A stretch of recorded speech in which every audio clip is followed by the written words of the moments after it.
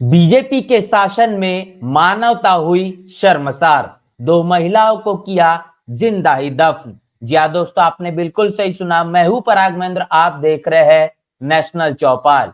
देश में भारतीय संविधान है और इस संविधान के मुताबिक तमाम बड़े बड़े पदों पर जो नेता सांसद जिस तरीके से पहुंच जाते हैं, लेकिन जब सरकार को चलाने की बात आती है तब कहीं ना कहीं इस तरीके की तस्वीर सोशल मीडिया पर, मेन स्ट्रीम की मीडिया पर दिखाई पड़ती है। ये कहीं ना कहीं सोचने समझने के लिए मजबूर होना पड़ता है क्या सही मायने में या इसी भारत की तस्वीर है जिसमें लोकतंत्र सबसे बड़ी ताकत बताई जाती है, जिसके आधार पर पूरा देश चलता है। इस देश के अंदर में किस तरीके से महिलाओं की स्थिति है, उनको किस मानसिकता के आधार पर देखा सोचा समझा जाता है, ये भी सबसे बड़ा सवाल बना हुआ है। इस वक्त सोशल मीडिया पे वीडियो बड़े ही जमकर वायरल है, जिस वीडियो के अंदर में दो महिलाएं चीखती और बिलबिलात कहने की नजर आ रही है। और ये चीखती हुई महिलाएं का खासतौर पर यह कहना है कि इनके जो जमीन है, इनकी जमीन पर जो जबरन तौर पर रोड का, सड़क का जो निर्माण किया जा रहा है वो कहने के पूरी तरीके से गलत है। जब इस रोड का, रास्ते का निर्माण को रोकने के लिए इन महिलाओं के जरिए विरोध जताया जाता है, तब इन महिलाओं को कहीं ना कहीं जिंदा ही दफन करने का काम किया जाता है। एक महिला को कमर से ऊपर तक, गर्दन तक कहीं ना कहीं दफन करने का काम किया जाता है, दूसरी महिला को कमर तक दफन करने का पूरी तरीके से कोशिश की जाती है। ये वीडियो जब सोशल मीडिया पर वायरल हुआ, तमाम तरीके से लोगों की प्रतिक्रियाएं देखने को मिली। आखिर ये मसला क्या है और किस तरीके से इस वारदात को अंजाम दिया गया है, तमाम चीजें आपके साथ साझा करेंगे। सबसे पहले वीडियो आपके साथ साझा करते हैं जो सोशल मीडिया पर बड़े ही जमकर वायरल।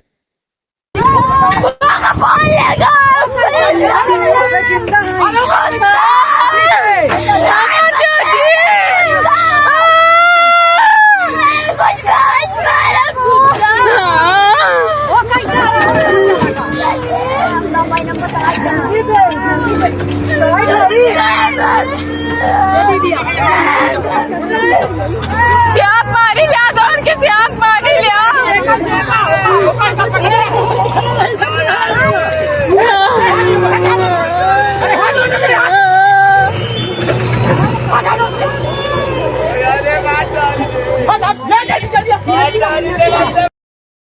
तो ये वीडियो देखा आपने, जिस वीडियो में साफ तौर पर आप देख पाएंगे कि दो महिलाओं को किस तरीके से कमर और गर्दन तक दफनाने की पूरी तरीके से कोशिश की गई है। ये मसला कहने के पारिवारिक बताया जा रहा है, जहां पर दो परिवारों के बीच काफी लंबे समय से संघर्ष चल रहा था। एक चाहता था कि जो जमीन है उस जमीन पर सड़क का निर्माण हो, और दूसरी तरफ एक परिवार का इसको पूरी तरीके से विरोध था। जो दो महिलाएं आपने वीडियो में देखी है, एक महिला का नाम ममता पांडे और दूसरी महिला का नाम आशा पांडे बताया जा रहा है। खासतौर पर ऐसी वारदातें दलित आदिवासी समुदाय से आने वाली महिलाओं के साथ में होते हुए दिखाई पड़ते हैं, लेकिन आप समझ पा रहे हैं कि किस तरीके से इस देश के अंदर महिलाओं की स्थिति इस प्रकार हो चुकी है कि सवर्ण समाज से आने वाली महिलाओं के साथ में भी इस तरह की जो बदसलूकी की जा रही है, कहीं ना कहीं ये मानवता को शर्मसार करने वाली तस्वीर है। ये पूरे भारत का जो सर है वो कहीं ना कहीं शर्म से नीचे झुकाने वाला कहीं ना कहीं मामला देखने को मिल रहा है। खासतौर पर मध्य प्रदेश के हिसोर इलाके से कहीं ना कहीं ये तस्वीर है, ये वीडियो सोशल मीडिया पर कहीं ना कहीं जमकर वायरल है, जो इस वक्त तमाम तरीके से अब सियासी कटघरे के अंदर में खड़ा हो चुका है। तो हिनौता गांव जो है, जो रीवा मध्य प्रदेश की रीवा में आता है, वहां का ये वीडियो बताया जा रहा है। और तमाम मीडिया रिपोर्ट के जरिए कहना है कि राजेश सिंह जो कि जेसीबी चालक है, और जेसीबी चालक के जरिए इस पूरे के पूरे वारदात को अंजाम दिया गया, जिसके माध्यम से जेसीबी लाया गया और इन दो महिलाओं के ऊपर में लगातार मुर्म डालकर इनको दफन करने की कोशिश की गई। इसके साथ साथ एक डंपर जो है, जो मुर्म से भरा हुआ था, वो भी लेकर आया गया और जमीन पर इनको कहने के दबाकर ही जिंदा गाड़ने की पूरी तरीके से ये कोशिश की गई। और इसके साथ साथ जो डंपर जो चालक है, जिसका नाम प्रदीप कोल बताया जा रहा है, विपिन पांडे जो कि आरोपी बताया जा रहा है, और उसमें से दो लोग जो है वो भी अभी कहीं ना कहीं फरार बताया जा रहा है। तो इस मामले को लेकर पूरी तरीके से एफआईआर तो दर्ज की जा चुकी है। एक व्यक्ति को हिरासत में ले लिया गया है, लेकिन अभी भी 2 लोग जो है वो कहने के फरार बताए जा रहे हैं। तो आप समझ पा रहे हैं कि आशा पांडे और ममता पांडे नाम की 2 महिलाओं के साथ में किस तरीके से बदसलूकी की गई, जिनको पूरी तरीके से जिंदा दफन करने की यहाँ पर जो आरोपी है इनकी कोशिश थी, दबंगों की साफ तौर पर यहाँ पर यही साजिश थी कि कैसे इनके ऊपर में इस तरीके से हमला किया जाए, इस तरीके से इनको प्रताड़ित किया जाए कि कहीं ना कहीं इस मामले से वो कोसों दूर हो जाए। आप समझ पा रहे हैं कि इस मामले को लेकर तमाम तरीके से जो वीडियो सोशल मीडिया पर इस वक्त वायरल है, तो कहने की लोगों की प्रतिक्रियाएं देखी जा रही है। इन महिलाओं के साथ में जो सलूक किया गया है, आपने वीडियो में देखा कि जो लोग है आसपास इनके कहने के साथ नजर आ रहे हैं, ये उस वक्त का वीडियो है जब इन महिलाओं को ये तमाम जो दफन करने की कोशिश की गई, यहाँ से उस गड्ढे से बाहर निकालने के लिए यहाँ पर लोग कोशिश में जुटे हुए हैं। लेकिन जब इनके साथ में ये चीजें हो रही थी, इनके साथ ये वारदात को जब अंजाम दिया जा रहा था, उस वक्त तमाम लोग वहां पर खास तौर पर मौजूद नहीं थे। और जब गांव के तमाम लोगों ने इसका विरोध किया, तब जाकर ही कहीं न कहीं ये मसला थम पाया है। नहीं तो खास तौर पर ये देखने को मिलता कि ये महिलाएं जो कहीं न कहीं इस वक्त अस्पताल में भर्ती है और उनका जो इलाज जारी है, उनकी छुट्टी भी हो चुकी है। इन तमाम महिलाओं को कहीं न कहीं जान से मारने की ये जो कोशिश थी, ये पूरी तरीके से अंजाम दे दी जाती। आप समझ पा रहे हैं कि देश में भारतीय संविधान है, लेकिन उसके बावजूद भी मनुस्मृति के आधार पर जो सलूक करने का काम देश के अंदर में दलित, आदिवासी, पिछड़े समाज से आने वाले लोगों के साथ में होता हुआ नजर आ रहा है।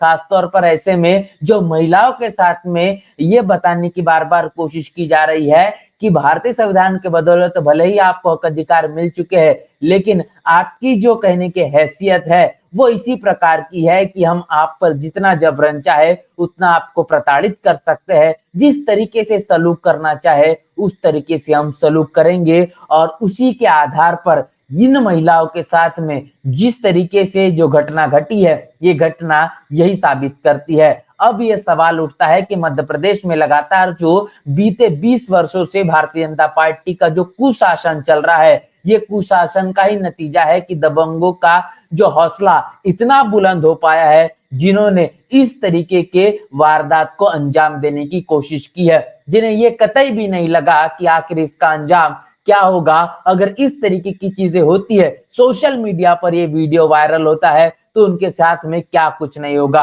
मतलब साफ है, राजनीतिक तौर पर कहीं ना कहीं ये हो सकता है कि इनको एक बड़ी सहायता, मजबूती कहने के प्रदान की जा रही होगी, जिसको चलते इनके हौसले इतने ज्यादा बुलंद हो चुके हैं। न इन्हें पुलिस का डर था, न प्रशासन का डर था, तब जाके उन्होंने बहुजन समाज तो छोड़िए, जो सवर्ण समाज से जो महिला आती है उनके साथ में भी इस तरीके की चीजें करने की उन्होंने कोशिश की है। अब कहीं ना कहीं इस वीडियो को लेकर सोशल मीडिया पर जो घमासान जंग छिड़ी हुई है, राजनीतिक गलियारों में ये वीडियो पहुंच चुका है। और इसके साथ साथ अब कहीं ना कहीं भारतीय जनता पार्टी की जो डबल इंजन की सरकार है, वो फिर एक बार सवालों के एक बड़े कटघरे में कहीं ना कहीं अब देखी जा रही है। सवाल ये है कि अब कहीं ना कहीं ये भारतीय जनता पार्टी के माध्यम से चलने वाली जो सरकार है, ऐसे में दलित, आदिवासी, पिछड़े के साथ साथ सवर्ण महिलाओं के साथ में अब इस तरीके के जो कहने की अब वारदातें देखी जा रही है, क्या ये इसी तरीके से जारी रहेगी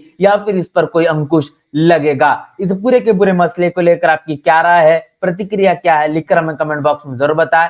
बने रहे नेशनल चौपाल के साथ, मिलते नए वीडियो में, तब तक के लिए जय भीम, जय भारत। नेशनल चौपाल लगातार मनुवादी ताकतों के खिलाफ काम कर रहा है और काम करते रहेगा। बहुजन समाज से जुड़े और उसके आंदोलन से जुड़े हर खबरों को आप तक पहुंचाते रहेगा। लेकिन हमारे साधन संसाधन की कमी के कारण हम इस लड़ाई में कमज़ोर हो रहे हैं। आप तमाम साथियों से हम अनुरोध करते हैं कि नेशनल चौपाल को बचाइए, हमें आर्थिक सहयोग करें और हमें मजबूती प्रदान करें। जय भीम, जय भारत।